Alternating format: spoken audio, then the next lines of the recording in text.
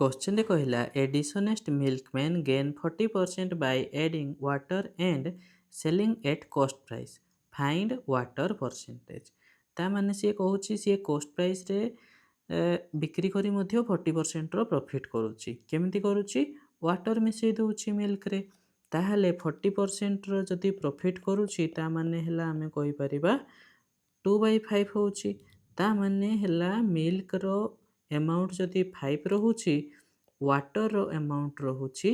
2 ताहले total mixture रो amount रहिबो केते 5 + 2 7